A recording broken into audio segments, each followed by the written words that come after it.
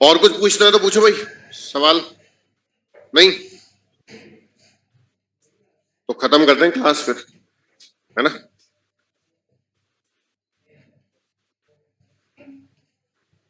हाँ,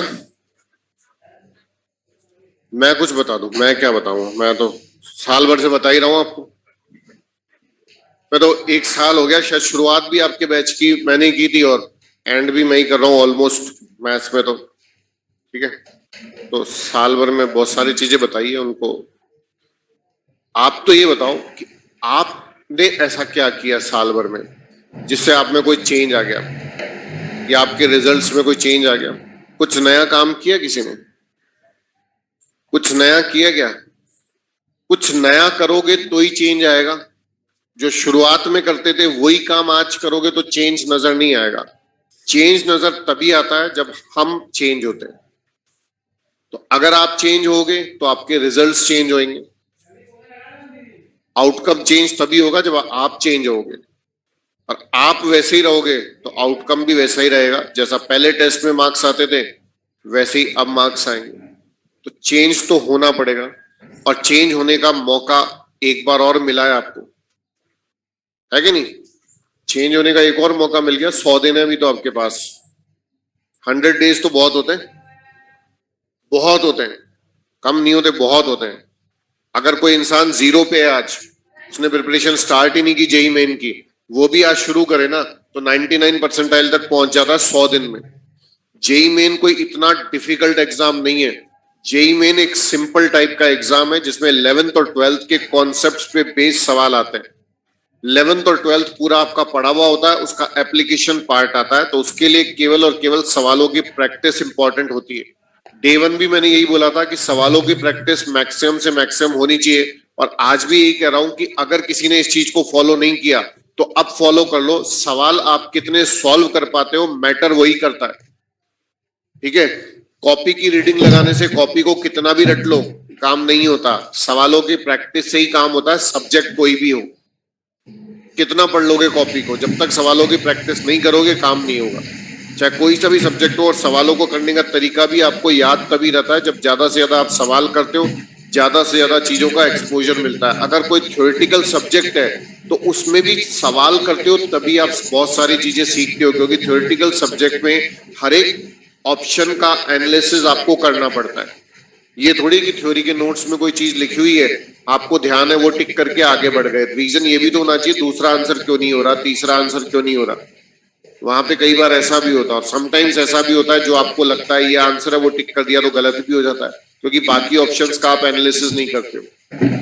हर एक ऑप्शन का एनालिसिस तभी कर पाते हो जब आप सवालों की प्रैक्टिस करते हो। तो प्रैक्टिस बहुत इंपॉर्टेंट पार्ट है, बहुत ज्यादा इंपॉर्टेंट पार्ट है। तो अपने आप में इंप्रूवमेंट लाओ, हर एक दिन इंप्रूवमेंट आना चाहिए, और आप ऑब्जर्व करो कि ये इंप्रूवमेंट मेरे अंदर आज आया है। हर एक दिन को एक चैलेंज की तरह लो कि आज अगर मेरे से ये मिस्टेक्स हुई है तो नेक्स्ट डे ये मिस्टेक्स ना हो। आज अगर मेरा काम पूरा नहीं हो पाया है, मुझे एक्स्ट्रा टाइम मिल रहा है, तो कल इससे कम एक्स्ट्रा टाइम मुझे लगे उसी काम को करने में। धीरे धीरे करके इंप्रूवमेंट आता है। पावर ऑफ कंपाउंडिंग शायद हो सकता है एक बार मैंने आपको समझाया था क्लास में।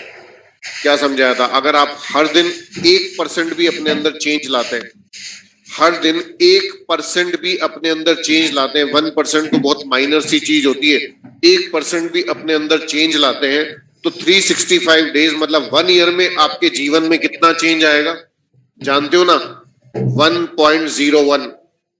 ऐसे कैलकुलेट करोगे, कंपाउंडिंग हर एक दिन 1% चेंज होता है। तो आज अगर आप 1 पे हो तो कल किस लेवल पे होगे, 1.01 लेवल पे होगे, ठीक है। अगले दिन और लेवल बढ़ेगा, तो कुल मिला के आपका लेवल जो 365 डेज के बाद हो जाएगा वो कितना हो जाएगा। कैलकुलेट करना कभी इसको साइंटिफिक कैलकुलेटर से, तो ये जो वैल्यू आएगी वो 37 पॉइंट समथिंग आएगी। मतलब आप एक साल के अंदर अपना जो वर्जन है उसको 37 टाइम्स इंप्रूव कर सकते हो। 37 टाइम्स जानते होगा कितना होता है, जो आपका आज का वर्जन है उसको 37 टाइम्स इंप्रूव कर सकते हो केवल एक साल में। किसी भी सेंस में ले लो आप, ठीक है।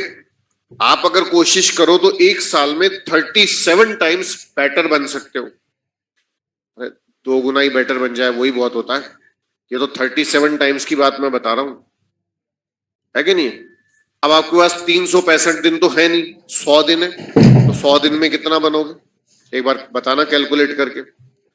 100 दिन में कितना बेटर हो जाओगे? 1.01 raise to the power of 100 करके देखो, 11 गुना बेटर हो जाओगे। देखो एक ने कैलकुलेट किया, 11 टाइम्स बेटर हो जाओगे, है कि नहीं? तो जो आपका लेवल आज है 11 टाइम्स बेटर हो जाओगे। हमें तो कितना बेटर होने की जरूरत है? 2 से 3 टाइम्स बेटर हो जाए, वो इसी में काम हो जाएगा। 2 से 3 टाइम्स आपका वर्जन चेंज हो जाए, ठीक है, आप में 2 से 3 गुना इंप्रूवमेंट आ जाए, उसी में आप जेई मेन फोड़ दोगे, है कि नहीं? तो ये तो साइंटिफिकली प्रूव चीजें हैं। कई सारे कॉर्पोरेट्स में इस एक्सरसाइज को करवाया जाता है और उनको यहां तक ले जाया जाता है लेवल को, ठीक है? जब आप बढ़ोगे आगे तो आपको समझ आएगी ये सब चीजें। तो हमें तो कितना इंप्रूव करना है? जो हम आज हैं उससे 2 से 3 गुना लेवल हमारा बढ़ जाए, एग्जाम तक बहुत है। तो वो बढ़ेगा कब? जब आपको पता लगेगा कि ये इंप्रूव करना है मेरे को, और इंप्रूव कॉन्शियसली इंप्रूव करोगे। अभी तो क्या होता है, आप यहां आते हो, घर जाते हो, खाना वाना खाते हो दबा के, और फिर सो जाते हो जम के। नींद जबरदस्त आती है, खाना ज्यादा खाओगे तो नींद भी ज्यादा आएगी, है कि नहीं? खाना उतना ही खाना चाहिए जितनी बॉडी को रिक्वायरमेंट होती है। बहुत ज्यादा रिक्वायरमेंट होती नहीं, लेकिन भूख लगती है तो खाते हैं खाना। तो इसलिए नॉर्मल खाना खाना चाहिए, और अपनी डाइट में थोड़ा सा इनटेक जो है वो फ्रूट्स का रखना जरूरी होता है, क्योंकि उससे एनर्जी मिलती है बहुत ज्यादा। और बाकी जो खाना आप खाते हो उससे तो आपकी बॉडी की एनर्जी है वो कम होती जाती है, क्योंकि डाइजेस्ट करने में बहुत ज्यादा एनर्जी जाती है। डाइजेस्ट करने में ही एनर्जी पूरी चली जाती है, तो आप थकान महसूस करते हो, ज्यादा खाना खा लेते हो। आप देखना कभी भी, नींद बहुत आती है, थक बहुत ज्यादा जाते हो। ऐसा थोड़ी ज्यादा खा के ज्यादा एनर्जी फील होती है, आज तक किसी को फील नहीं हुई। ज्यादा खा के कभी ज्यादा एनर्जी फील नहीं होती। हमें अपना पोटेंशियल पता है कि मेरा पोटेंशियल है कि एक दिन में 50 से 60 सवाल सॉल्व कर सकता हूं, तो टारगेट भी उतना ही रखो ना, 50 से 60 सवाल का। अगर मेरा पोटेंशियल तो 50 से 60 सवाल सॉल्व करने का, और मैं टारगेट अपने लिए 120 सवालों का रखूंगा, तो ऑब्वियस सी बात है टारगेट अचीव ही नहीं हो पाएगा। और ज्यादा टारगेट रखने के कारण जो मेरा नॉर्मल पोटेंशियल है उसके अकॉर्डिंग जो टारगेट है वो भी अचीव नहीं हो पाएंगे। टारगेट अपने पोटेंशियल के अकॉर्डिंग रखो। नेक्स्ट डे थोड़ा सा इंक्रीज कर दो, 2-2, 4-4% इंक्रीज करते जाओ टारगेट को, जो मैंने बताया आपको। अगर आज आपका पोटेंशियल है कि आप सपोज करो एक दिन में 100 सवाल सॉल्व कर सकते हो, तो कल 101 करो ना, परसों 102 करो, धीरे धीरे इंक्रीज करो उसको, बहुत ज्यादा तेजी से इंक्रीज मत करो। तो रियलिस्टिक टारगेट हर एक इंसान के साथ होते हैं और अलग अलग होते हैं। कोई बोले कि सर एक दिन में कितने सवाल करने चाहिए, तो कोई भी आंसर नहीं कर सकता इस क्वेश्चन का, क्योंकि वो आपके पोटेंशियल पर डिपेंड करता है। हो सकता है ये 10 कर पाए, ये 20 कर पाए, ये 30 कर पाए, और ये 100 कर पाए। इट ऑल डिपेंड्स, ठीक है? तो हर एक इंसान का टाइम टेबल भी अलग होता है। कई स्टूडेंट आते हैं, सर मेरे लिए टाइम टेबल बना दो। बेटा हर एक इंसान के लिए टाइम टेबल अलग होगा, हर एक इंसान का बायोलॉजिकल क्लॉक होता है, वो अलग अलग होता है। तो time table best body allow करेगी आपको फॉलो करने के लिए। कुल मिला के पॉइंट इज, जब आप एलन नहीं आ रहे हो तो 10 आवर्स की स्टडी आपको करनी है। जब एलन आ रहे हो तो 6 से 7 आवर्स की स्टडी आपको करनी है। ये बेसिक रूल है, इसको फॉलो करना है। अभी आपके पास 5 घंटे बचते हैं बाकी एक्टिविटीज के लिए। बहुत होते हैं 5 घंटे तो बाकी एक्टिविटीज के लिए। 10 घंटे पढ़ना है आपको, 7 घंटे बहुत है। 10 आवर्स की स्टडी चाहिए केवल, इससे ज्यादा नहीं। और सोना 7 घंटे, 7 घंटे से ज्यादा आप सोते हो तो बॉडी को नुकसान नहीं होता, फायदा नहीं होता। 7 घंटे, 7.5 घंटे से ज्यादा कम भी नहीं सोना चाहिए। कोई सोचे मैं तो बहुत पढ़ूंगा, आज 4 घंटे या 5 घंटे ही सोऊंगा, अगले दिन वो बराबर हो जाएगा, अगले 2 दिन तक पढ़ाई नहीं कर पाओगे आप, ठीक है? क्योंकि ये सही रहना चाहिए, और इसको सही रखने के लिए साउंड स्लीप होनी चाहिए 7 to 8 hours. Think and will like Dhoni, पढ़िए किसी ने, think and will like Dhoni, Kindle पे भी मिल जाएगी आपको। शुरू करो, फिर एक वीक का टारगेट आप बनाना शुरू करो। तो छोटे छोटे टारगेट्स कैसे अचीव किए जाते हैं वही उसमें बताया गया पूरा का पूरा। फोकस कैसे इंक्रीज किया जाता है, लिखा है तो लिखना ही चाहिए बेटा। हाँ,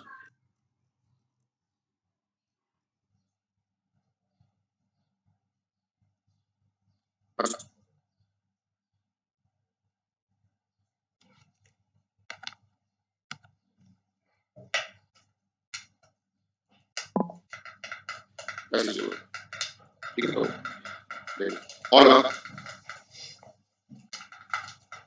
ठीक है, चलिए क्लोज करते हैं। हाँ क्या? इसमें कुछ लिखा है तो लिखना ही चाहिए बेटा। हाँ, मेरे को सुनाना है, मेरे को सुनाना है, सुना दो बच्चों, सुना दो। अच्छा पूरी क्लास के सामने सुना है, क्लास के सामने नहीं सुना, बाहर सुना दो, ठीक है। चलिए ऑल है, ठीक है। चलिए तो क्लोज करते हैं फिर इस सेशन को, क्लास में सेशन क्लोज हो रहा है तो क्लोज करते हैं। Wish you all the best. ईश्वर से यही प्रार्थना है कि आपको अपनी पसंद का कॉलेज मिले, अपनी पसंद की ब्रांच मिले, और उससे भी इंपॉर्टेंट आपको इतनी शक्ति मिले कि जो टारगेट्स आप अपने लिए सेट करते हो उनको अचीव कर पाओ, ठीक है।